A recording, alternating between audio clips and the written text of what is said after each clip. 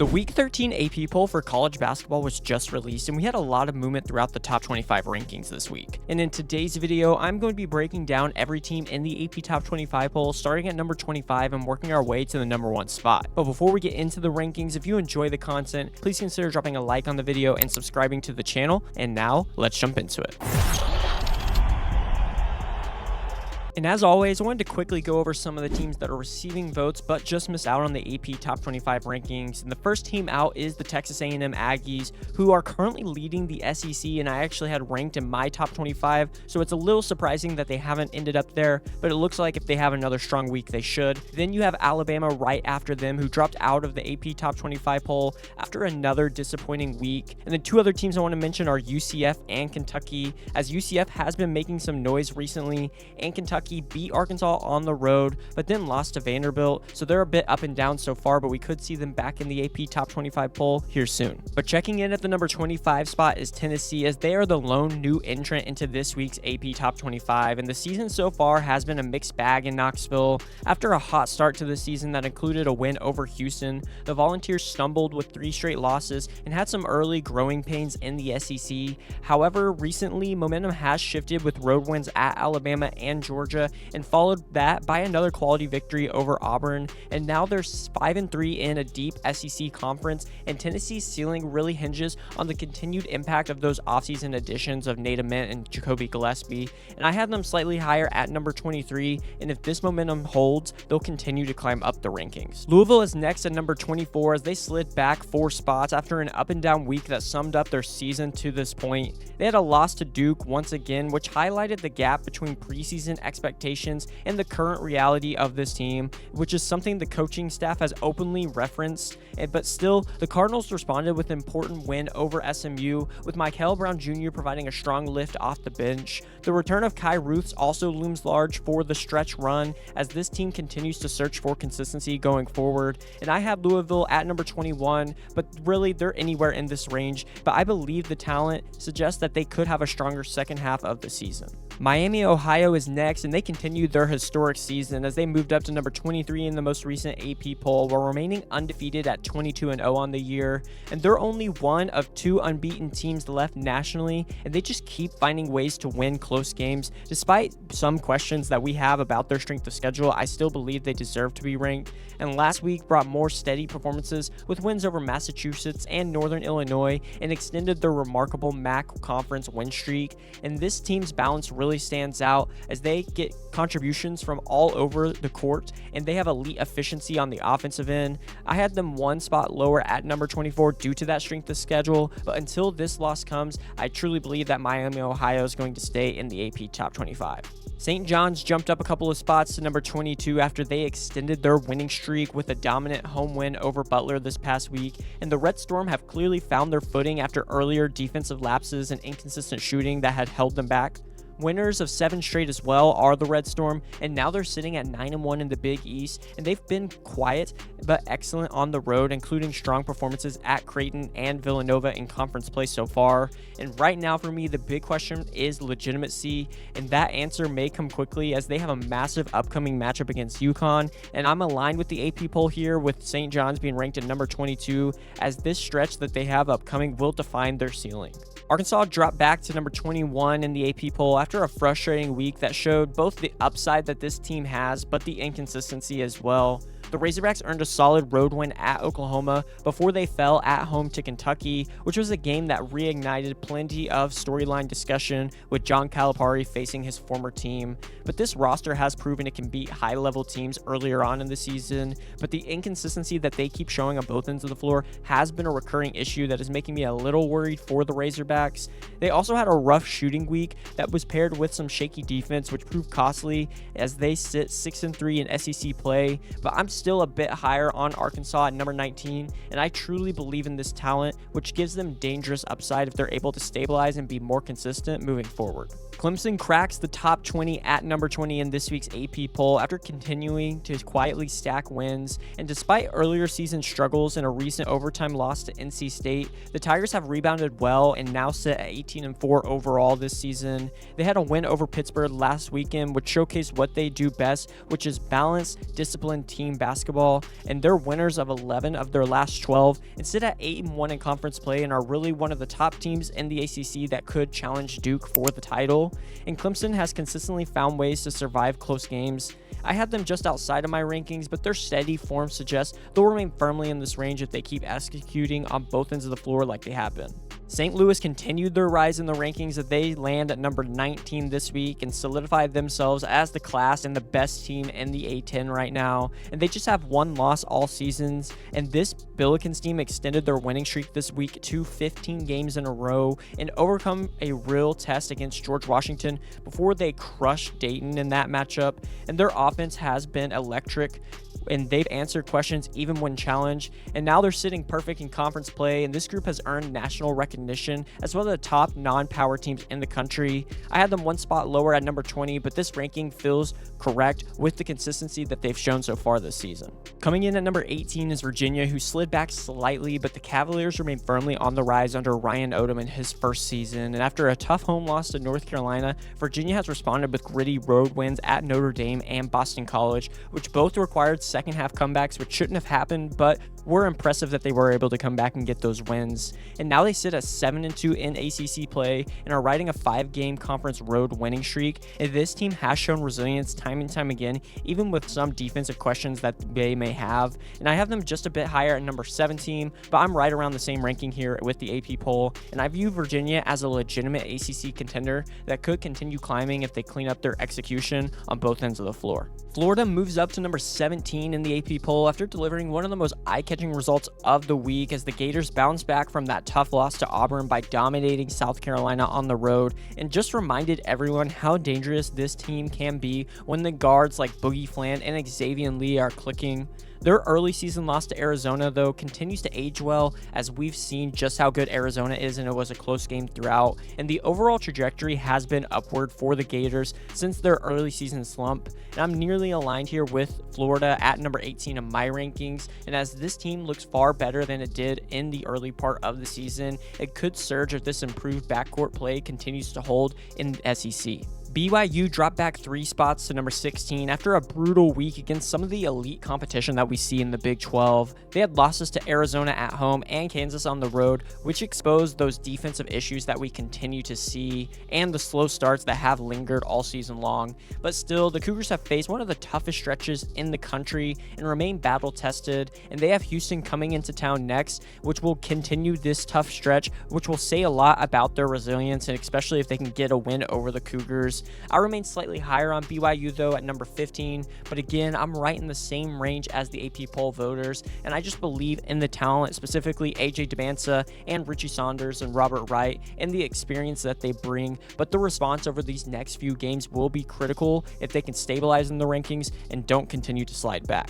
Vanderbilt jumped up to number 15 in the AP poll after snapping a rough skid and reasserting itself in the SEC race. And following the 3 straight losses that they suffered, the Commodores rebounded with wins over Kentucky and Ole Miss and reminded everyone how high their ceiling can be. Tyler Tanner has looked awesome, and they have guys like Tyler Nickel and Devin McLaughlin that has been playing great as well. And this team opened the season with 16 straight wins that we can't forget about, and that version still feels attainable if the momentum continues in the direction it looks like right now. But sitting at 19-3 is nothing to be ashamed of, and Vanderbilt's resume remains strong, which is why I have them higher up in my rankings at number 11. But if the recent form holds as they've been able to stabilize since those 3 straight losses, they have a clear path to climbing back into the national conversation here quickly. North Carolina moves up to number 14 after continuing to stabilize following that rough West Coast trip that we saw from them earlier in the season. And the road wins that they've been able to build up have built their confidence back, including last week's victory at Georgia Tech. And this team has proven it can beat elite opponents, but again, the defensive issues that we've seen from the Tar Heels remain a concern for me. But they have a massive rivalry game against Duke that's upcoming, and the Tar Heels have a real chance to redefine their ceiling if they're able to get a win in that matchup. matchup. I'm slightly lower on the Tar Heels though at number 16, as the consistency beyond their top contributors remain the key question for me heading into the heart of ACC play. Texas Tech slips to number 13 after a surprising road loss at UCF halted what had been an impressive run for one of the hottest teams in the country. And over the last 6 weeks, there have been few teams that have been better than the Red Raiders as they got wins over Duke, BYU, and Houston, which highlighted their potential. However, the defensive breakdowns have proved costly despite elite efficiency inside the arc, especially with JT Toppin looking like one of the best players in the country right now. Then they had a matchup with Kansas last night that only added to the pressure, in which they actually dropped that game where it seems like they should have won. And I'm just one spot lower at number 14, but with that loss to Kansas, it could impact next week's ranking and they could slide back even more. Purdue lands at number 12 in this week's AP poll as questions continue to mount after the rough stretch that we've been seeing from the Boilermakers. And once earlier in the season they were unbeaten in Big Ten play, the Boilermakers have now dropped 3 straight, including another setback loss against Indiana. While the offense remains one of the nation's best, the defense just continues to struggle, and it has been glaring, especially late in those games. They got a needed win over Maryland, which helped stop the slide even more, but this team still has some work to do to rebuild that confidence that we had in Purdue earlier in the season. And I'm slightly lower at number 13, but I feel like this ranking is fair for what they've done so far and the resume that they've put together. But their ceiling remains high, as I do believe they have Final Four potential, but the consistency on the defensive end has to get better, as that will determine how far they can go. Coming in at number 11 is the Kansas Jayhawks, who continued their upward trend with the healthier lineup now that Darren Peterson has been back consistently for them. And when he is available, this team looks like a legitimate top 5 threat, and that showed in their recent win over BYU, as they had strong shooting and improved depth with him back in the lineup, which has fueled back-to-back road wins and a climb into Big 12 standings. And they got a big victory over Texas Tech on Monday night that should only boost their momentum moving forward.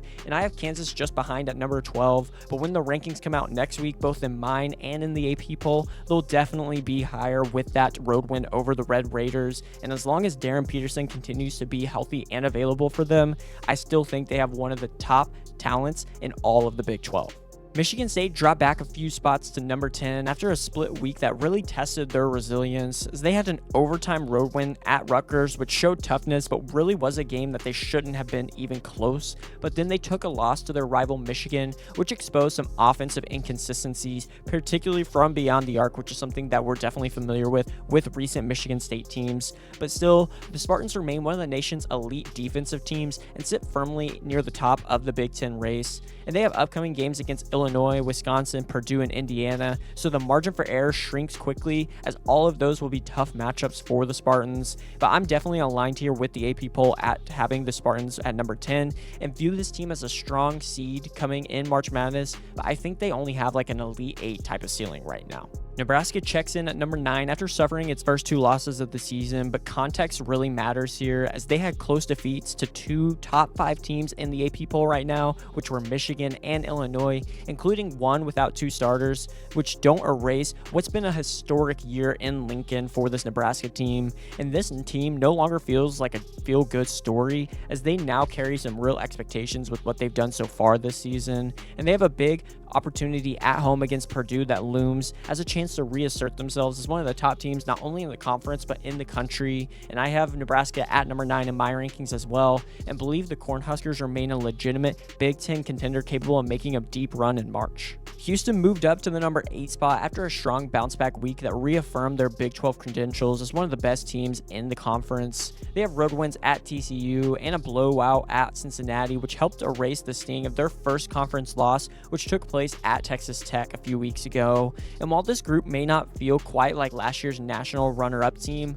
the blend of veteran presence and freshman talent remains formidable, and they could definitely make a run not only in the Big 12 but in the tournament. And with a brutal slate though upcoming, featuring BYU, Iowa State, Arizona, and Kansas. The opportunities to climb are everywhere, but also the opportunities to drop are there as well. But I'm a bit higher on this team with them at number 6 in my rankings because I still believe Houston's ceiling is top 5 caliber in the country. Iowa State climbed up to number 7 this week after reminding everyone why they belong in the Big 12's upper tier, as they had dominant wins over Colorado and Kansas State, which highlighted their 4-game winning streak, which is all by double digits since suffering those 2 losses.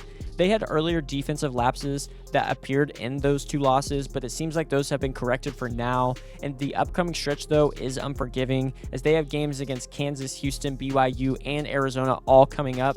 And I have them slightly lower at number 8, largely due to the questions I have about the late season consistency, because it seems like we see this from Iowa State time and time again, as they're good in the early season, but then tend to cool off. But this team does feel a little different because I still feel like the ceiling for them ranges anywhere from a top seed to a deep run in March. Gonzaga holds steady in this week's AP poll at number 6 as one of the most reliable teams in the country. They had a hard-fought home win over St. Mary's, which is one of the toughest games that they'll face in conference play, which showcased their composure, and Graham Ike's return has added another gear offensively for the Bulldogs. And with 5 of their final 8 games coming on the road, there's little margin for error in the WCC, but since that strength of schedule isn't as tough, I do think they should end with only 1 loss on the year.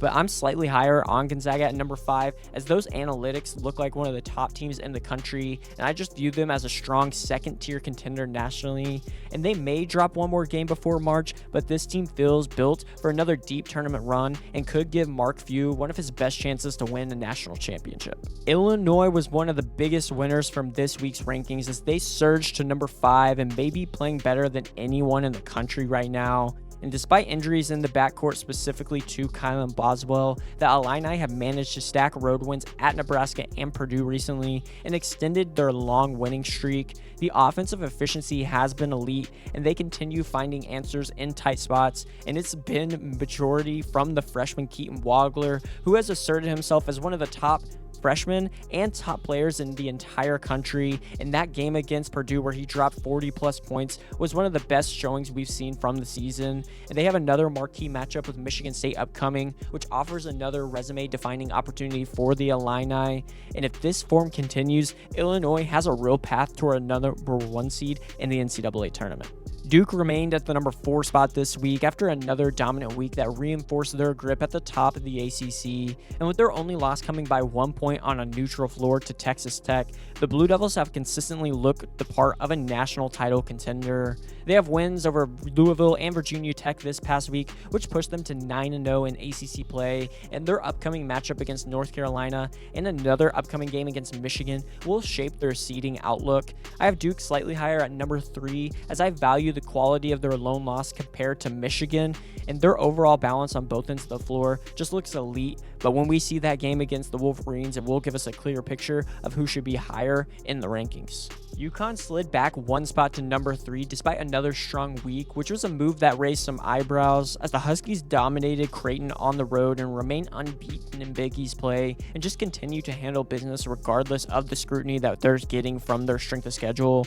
And while that has been questioned, this team's depth and experience continue to stand out, and they have big games against Xavier and a surging St. John's team upcoming, which will give chances to silence the doubts that many have on this Huskies team. And I personally have UConn higher at number 2 as they view them as a clear number 1 seed caliber team, more focused on March than pole positioning right now. And I think UConn is going to continue showing that time and time again until we get into the tournament.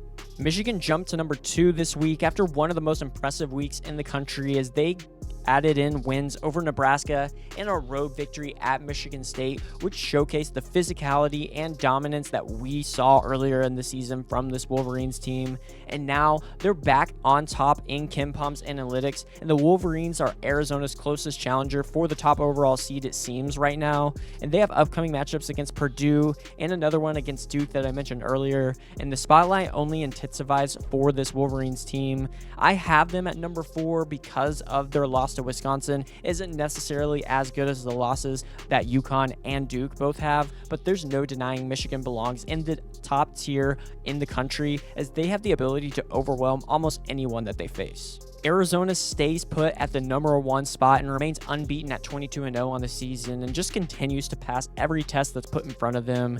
They had road wins at BYU and Arizona State recently, which highlighted the toughness that they bring each and every night, even when the performances weren't perfect for them. And with one of the nation's best collections of Quad 1 wins and the upcoming gauntlet that they'll face featuring Kansas, Texas Tech, Houston, and more, the Wildcats' resume is about as stress-tested as it can be, and I'm fully aligned with the AP poll as having the Arizona Wildcats as the #1 team, as they are the clear top team in the country, and even if a loss or two eventually comes before March, they still feel like one of the teams that's going to get a 1 seed in the NCAA tournament. But that wraps it up for today's video. Let me know your thoughts on this week's AP Top 25 rankings in the comments down below. Also, if you enjoyed the content, don't forget to drop a like on the video and subscribe to the channel. Thank you so much for watching, and I'll see you in the next one.